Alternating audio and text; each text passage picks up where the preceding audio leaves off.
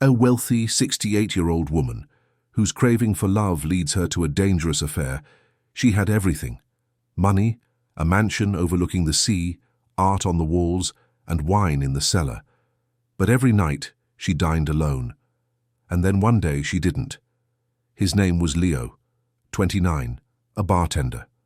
Confident, charming, with a voice like velvet and eyes that looked straight through the glitter and saw the ache. She told herself it was nothing, but it became everything.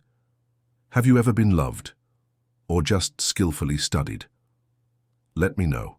In the comments, Vivian Roth was 68, elegant, wealthy, alone. She had been married to a real estate mogul, David Roth, for 35 years, but after his stroke, he withdrew from everything, including her. Emotionally, they had parted ways long before his death.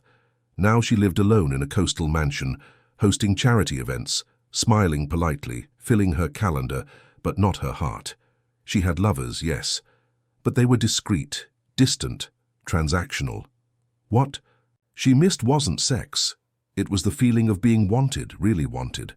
Not for her money, not for her name, for who she was under the silk scarves and curated smile. Sometimes when she passed the grand mirror in the foyer, she'd stop and search for something in her own eyes. Longing, sadness, a spark. She wasn't sure anymore. She kept journals, dozens of them stacked behind designer shoes, and in them she sometimes wrote to no one. Touch doesn't mean anything unless it's accompanied by care. Leo worked at a hotel bar she rarely visited, until one rainy evening her driver was late and she ducked in to wait. He served her a glass of Bordeaux without asking. "You look like the kind of woman who hates cheap wine," she chuckled, "and you look like the kind who makes assumptions."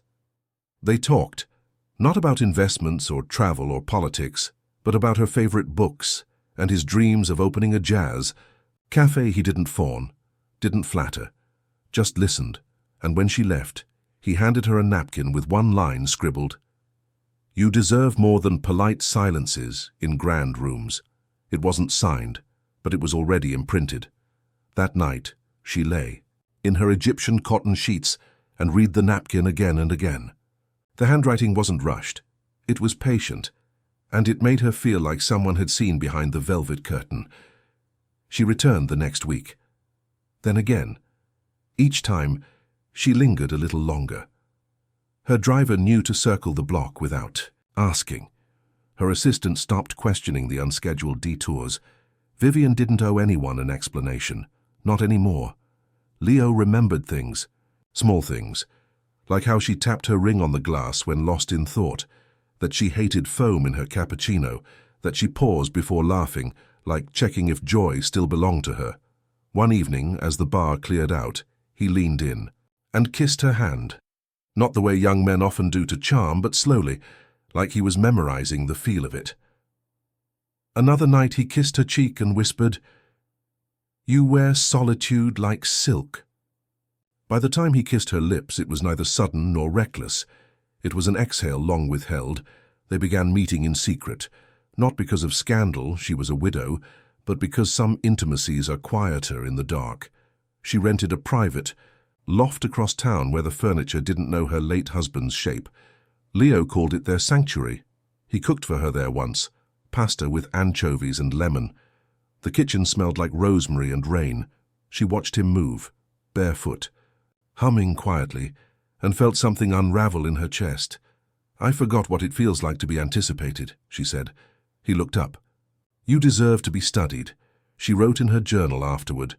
"To be watched without judgment is a kind of worship." At a private villa in Tuscany she hadn't visited since her honeymoon, they spent 3 nights not speaking of money, age, or futures. Just touch, music, sleep. He played old jazz records. She danced in a silk robe. They pretended time didn't know them, but each morning she noticed something shifting, not just her attachment, but his ease. He ordered wine without asking.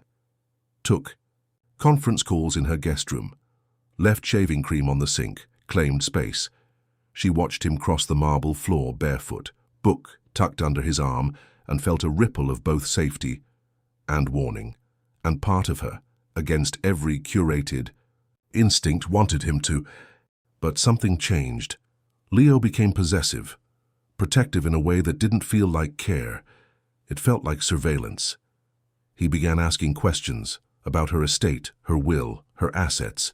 He joked about the wing of her house being lonely without a name on the door. He laughed, but the question lingered too long. She dismissed it at first. Youthful insecurity, perhaps. A man trying to find his place in a world that had never welcomed him to the table.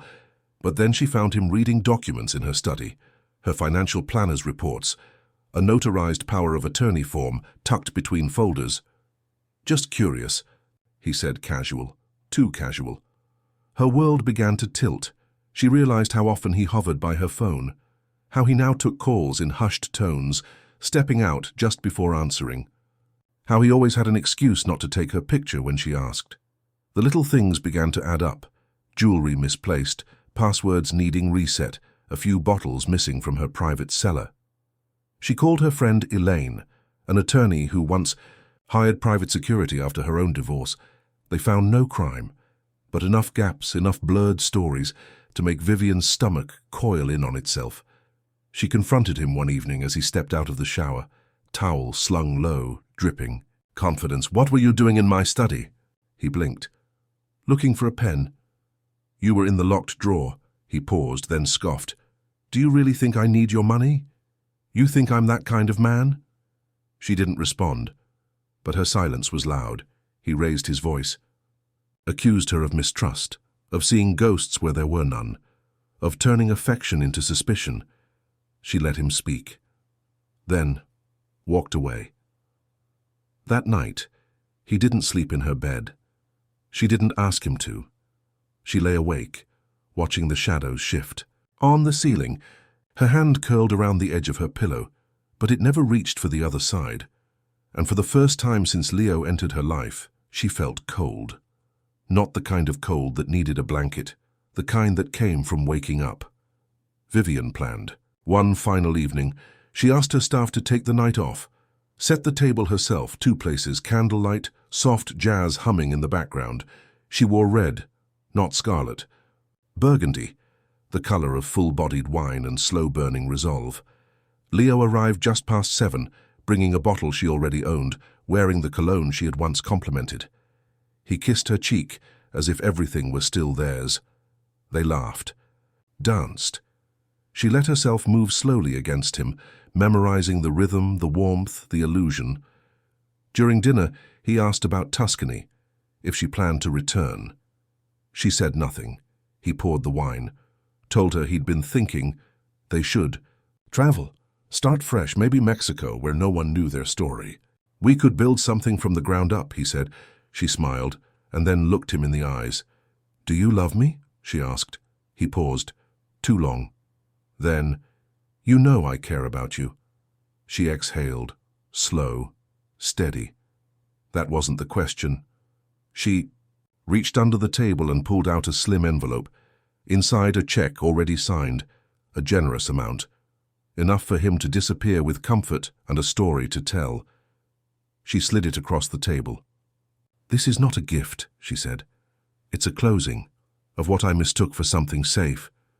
He didn't fight, didn't ask, just stared for a beat too long, then took it and stood. "Vivian," he began, but she shook her head. "You already answered me." He walked out through the terrace doors. No final touch. No backward glance. She never saw him again.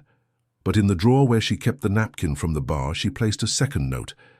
"Sometimes you have to pay the price to reclaim your worth." And she did. But in the drawer where she kept the napkin from the bar, she placed a second note. "Sometimes you have to pay the price to reclaim your worth."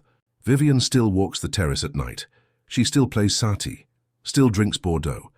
But now she dines in silence and welcomes it, because sometimes losing the wrong kind of love is the greatest act of self-love. Have you ever wanted something so badly so that you ignored the cost? Let me know in the comments. I read every word.